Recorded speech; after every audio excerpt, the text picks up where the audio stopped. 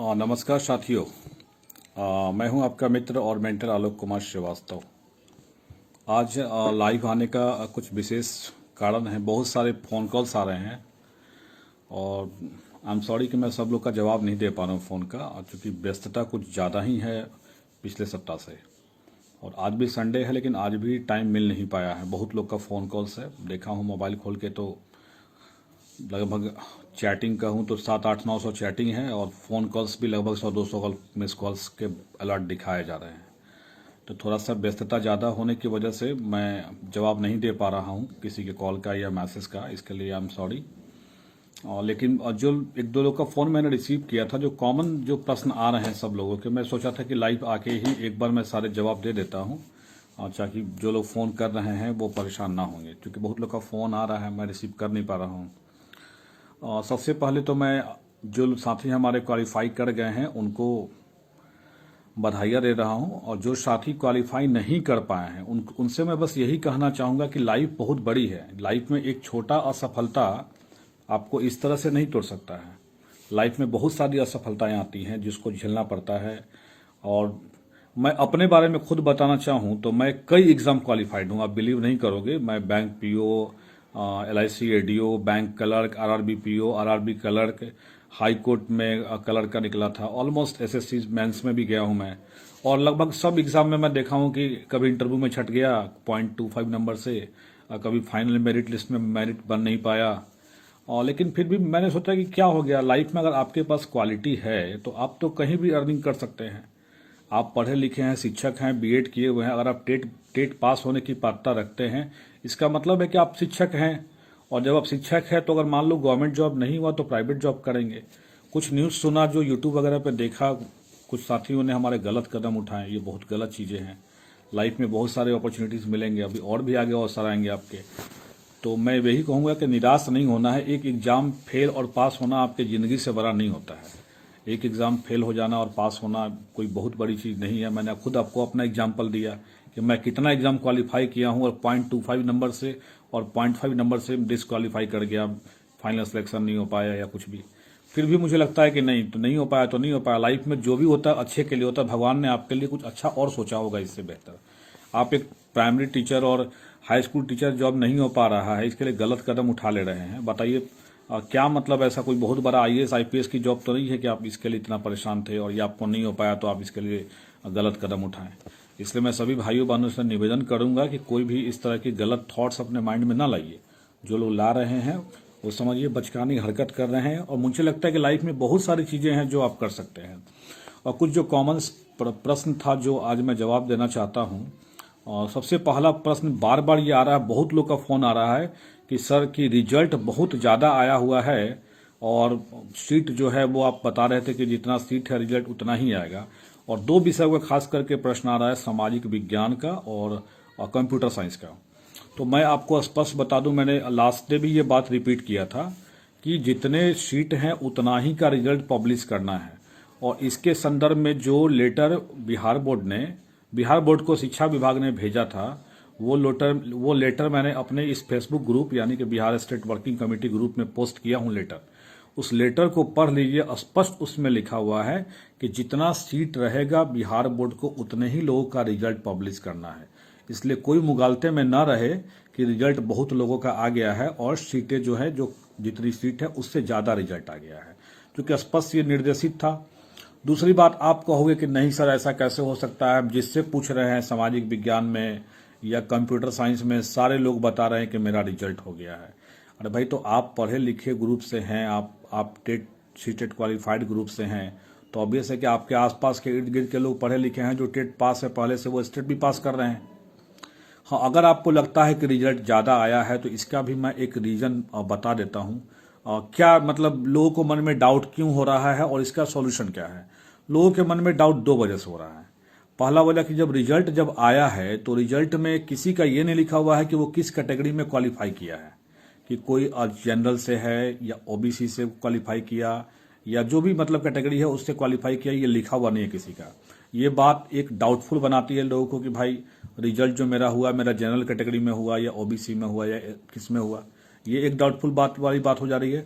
दूसरी बात, जिससे पूछ रहे हैं पता चल रहा है कि रिजल्ट उनका आया हुआ है, तो ये भी एक डाउटफुल हो जा रहा है। होना ये दो बातें ऐसी बातें हैं ना कि डाउट में आ जा रहा है आदमी।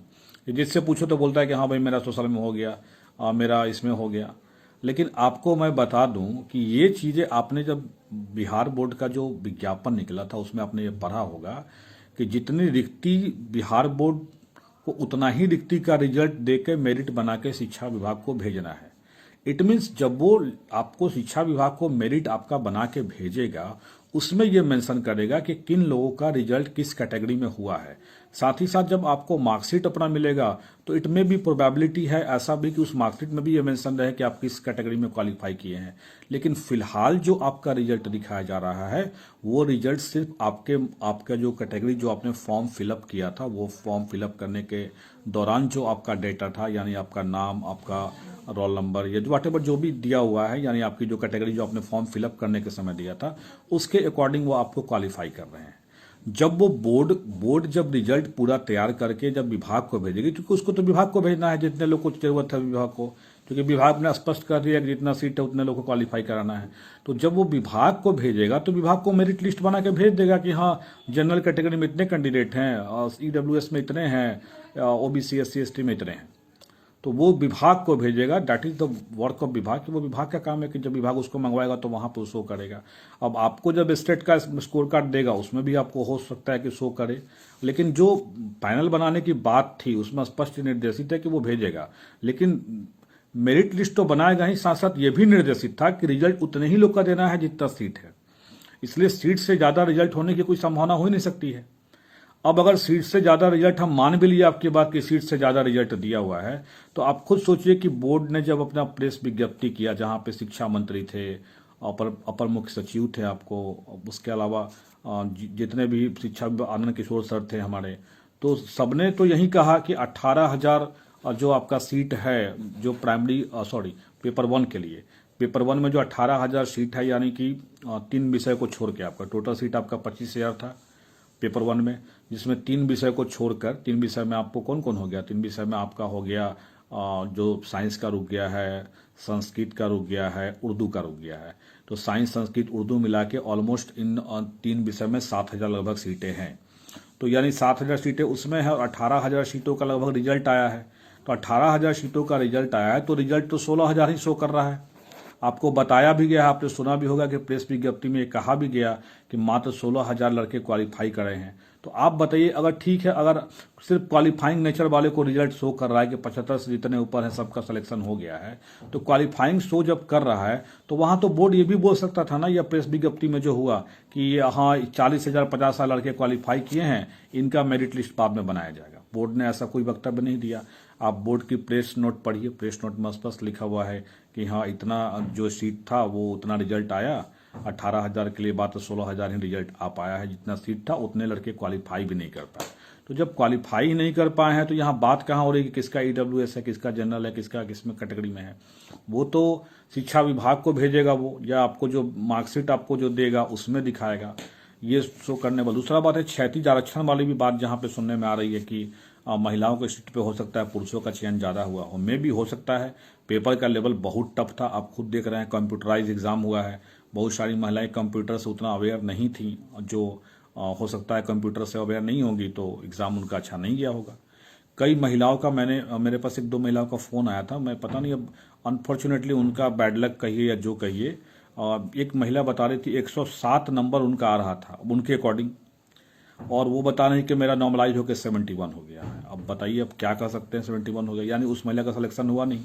और जब महिला सीट फुलफिल नहीं करेगा तो ऑब्वियस है कि पुरुष के सीटों से महिलाओं के सीट को भरा जाएगा, क्योंकि क्षैतिज आरक्षण का प्रावधान में ऐसा कुछ है। अभी मैं इस बारे में एक्यूरेट पूरा 100% नहीं जानता हूँ, श्योर नहीं हूँ, लेकिन मैंने ऐसा सुना था कि अगर महिला सीट कैटेगरी खाली रहता है इनकेस, तो उस केस में पुरुष वालों के सीट से उसको भरा जा सकता है।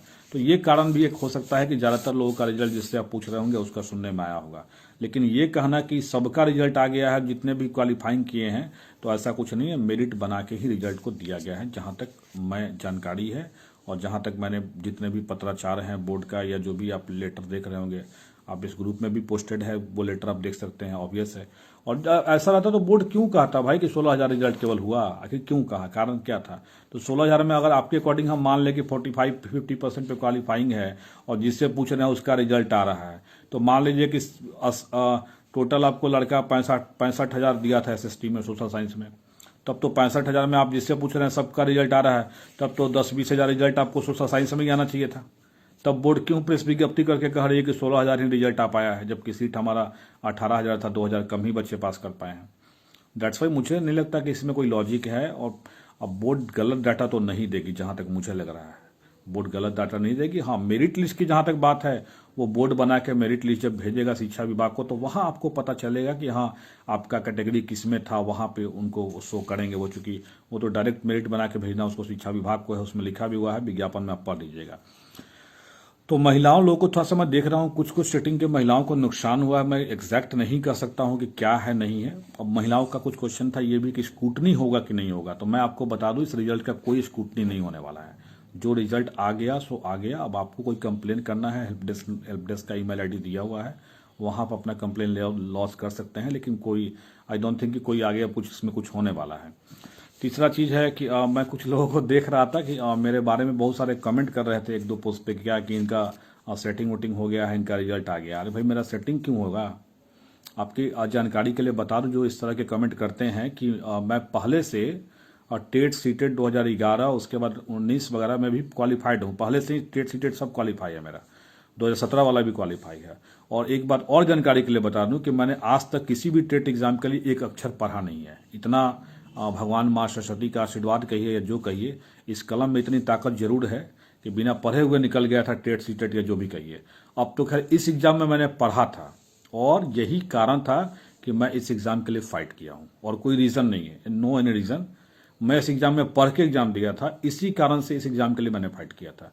इसलिए जो लोग सोच रहे हैं कि मेरा सेटिंग था, ऐसा कुछ नहीं है। अब मैं अपनी मेरिट से एग्जाम दिया था और मेरे नंबर भी जिस शिफ्ट में है उस शिफ्ट में नॉर्मलाइज होके है। नॉर्मलाइज होने के बाद कम भी हुआ है। मेरा 15 को सेकंड शिफ्ट था, 15 को सेकंड शिफ्ट में जिनका भी रिजल्ट हुआ है पता कर लीजिएगा, उनका नॉर्मलाइज होकर मार्क्स कम हुआ है।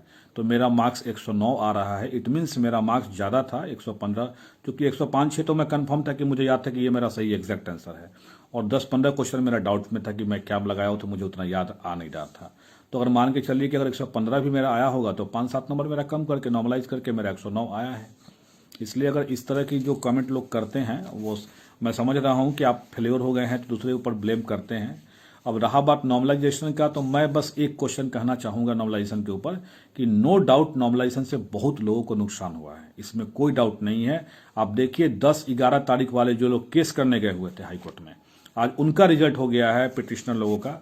आप पता कर लीजिएगा, जो मेन पिटिशनर थे उनका भी रिजल्ट हुआ है, और जो हमारे नेताजी थे कोर कमेटी के, कोर टीम के जो कहिए आप, उनका भी रिजल्ट हुआ है पेपर 2 में। तो सबका रिजल्ट हुआ है, लेकिन वो लोग भी केस करने गए थे। और मैंने ये बात उस समय भी बोला था कि आप लोग वेट करो, आप नॉर्मलाइजेशन का वेट करो, नॉर्मलाइजेशन से पता चलेगा। देखो आप SSC में कैसा रिजल्ट हुआ है, आपका भी वही होगा, और वही हुआ। 10-11 तारीख वाले लोगों का ज़्यादा रिजल्ट है और 14 तारीख वाले लोगों का कम रिजल्ट हुआ। आप देख लिए नॉर्मलाइजेशन का क्या नुकसान हुआ। यानी 14 तारीख को जिनका शिफ्ट था उनको बहुत ज़्यादा स्कोर करना था, उनको 130, 120 स्कोर करना था, क्योंकि जो लोग 100 से नीचे स्कोर किए हैं 14 तारीख को, वो सारे लगभग फेल हैं। मेरी जानकारी में जितने लोग हमको फोन करते हैं ये बता रहे हैं। तो भाई ये नॉर्मलाइजेशन का इफेक्ट है और इसको स्वीकार करके आगे बढ़ना होगा, क्योंकि नॉर्मलाइजेशन के लिए कोई स्टैंडर्ड फार्मूला ना भारत सरकार ने तय किया है, ना बिहार सरकार ने तय किया है, और ना ही ये जो एग्जाम कंडक्टिंग बॉडी है उसके पास राइट है कि नॉर्मलाइजेशन के लिए वो क्या फार्मूला तय करेगा। तो नॉर्मलाइजेशन के लिए जो फार्मूला था उसने तय किया है, और वो फार्मूला सब लोगों पे अप्लाई किया गया है। और मार्क्स आपका नेगेटिव जा रहा है, इसका मतलब है कि आपने ज़्यादा नहीं बनाया है, या आपने जो भी बनाया है वो सारे के सारे आपने गलत बनाए हैं, और आपके शिफ्ट में स्कोर ज़्यादा जा रहा था, आपका मार्क्स गलत हो रहा था सारा, इसी कारण से आपका मार्क्स जो है नेगेटिव में चला गया है। यही रीज़न है। तो आप खुद देख लीजिए नॉर्मलाइजेशन का फायदा किसको मिला। नॉर्मलाइजेशन का फायदा उनको मिला है जिनका शिफ्ट टफ है, यानी टफ शिफ्ट वाले को फायदा हुआ, और जो इजी शिफ्ट वाले थे उनको नुकसान हुआ। इजी शिफ्ट वाले को फायदा तभी हो पाता जब इजी शिफ्ट वाले बहुत ज़्यादा स्कोर करते, यानी उनके शिफ्ट का जो एवरेज स्कोर था उससे वो बहुत ज़्यादा स्कोर करते, तब उनको बेनिफिट मिल सकता था। और यही कारण है कि बहुत सारे बच्चे जो 100 से नीचे थे 14 तारीख वाले में, वो फेल हो गए हैं। और बहुत सारे हमारे अभ्यर्थी और जिनका 10 और 11 का एग्ज़ाम था, मैंने बोला भी था उनको कि आप वेट करो पहले नॉर्मलाइजेशन का रिजल्ट आने का। और देखिए नॉर्मलाइजेशन होने के बाद उनका रिजल्ट भी आ गया है, और उसके बावजूद भी वो लोग आगे केस को प्रोसीड कर रहे हैं कि फिर भी वो संतुष्ट नहीं है जब उनको बेनिफिट हो गया। जबकि आप जेन्युइनली मैं बता रहा हूँ, आरटीआई से ये डाटा अगर आ जाए तो 10-11 तारीख वालों का रिजल्ट ज़्यादा होगा, 14 वालों का रिजल्ट कम होगा। ये पता आप कर लीजिएगा आरटीआई से डाटा मांग के, ये मैं गारंटेड बोल रहा हूँ ऑन लाइव। क्योंकि जैसा मैं जितने लोगों से मैं परिचित हूँ और उनसे मैं बात कर रहा हूँ, लोग 10-11 के जिनका एग्जाम गया था, जो लोग बता रहे थे कि मेरा 40 आएगा 50 आएगा, वो क्वालिफाई कर गए। और जिनका एग्जाम 14 तारीख को मैथ में था, उनका 90 था 95 था, वो डिस्क्वालीफाई कर गए। क्योंकि 90-95 से उनको ज़्यादा स्कोर करना चाहिए था, उनको 120 प्लस स्कोर करना चाहिए था। अकॉर्डिंग टू शिफ्ट जो है उनको ज़्यादा स्कोर करना चाहिए था। यही कारण है कि उनका मार्क्स कम हो गया, या बहुत सारे लोगों का मार्क्स निगेटिव में गया। अब निगेटिव वालों का उस कारण भी जा सकता, कुछ बनाया नहीं होगा, सोच लिया होगा कि हाँ भाई मेरा हो जाएगा। बहुत लोग सेटिंग के चक्कर में भी थे। मैंने पहले बोला था सेटिंग वेटिंग कुछ नहीं होगा, एक अक्षर एक सीट नहीं कैसा इधर उधर होगा। बहुत सारे लोगों को फोन कॉल्स आ रहे थे कि मुझे पैसा दीजिए मैं करा दूंगा वैसा वगैरह, लेकिन सारे फ़ोन कॉल्स फॉल्स थे। इसके बारे में कई बार ग्रुप में चर्चा हुई है कि फॉल्स कॉल्स आ रहा है, आप लोग सावधान रहें। और उसके बावजूद भी हमारे कई साथी ठगी के शिकार हो गए हैं। एक फ़ोन आया था मुझे आज, किसी ने शायद 50,000 रुपया किसी को दे दिया था और उसका रिजल्ट भी आ गया है, और वो बंदा अब इससे और ज़्यादा पैसा मांग रहा है। लेकिन अब ये बंदा सोच रहा है कि हम पैसा उसको क्यों दे, मेरा तो मेरिट से रिजल्ट आया है। लेकिन अब ये बंदे को पहले सोचना चाहिए था ये बात। शुक्र है कि उसने अपना डॉक्यूमेंट वगैरह नहीं दिया हुआ है। मैं उन सभी साथियों से आवेदन करूंगा अगर कि आप किसी को कोई पैसा ना दीजिए। जिन लोगों ने आपसे ले लिया है पैसा, 50-60 ठगा गए हैं एक आदमी, तो खैर ठीक है, अब कम से कम सुधर जाइए कि अब कम से कम ऐसा कुछ नहीं करिए। Last but not the least, मैं एक रिक्वेस्ट करना यही चाहूँगा कि जो लोग भी केस के लिए प्रोसीड कर रहे हैं आगे में, वो एक बार फिर से अपने हृदय पर हाथ रख के सोच ले कि क्या केस के लिए प्रोसीड करना अब उचित होगा, जब उनका खुद का रिजल्ट आ चुका हो। और अगर सही उनको लग रहा है कि हाँ प्रोसीड करना उचित होगा, तो स्टेट वर्किंग कमेटी आपका स्वागत करेगी डबल बेंच से लेकर सुप्रीम कोर्ट तक। वेट करिएगा सब। तब तक के लिए धन्यवाद सभी को।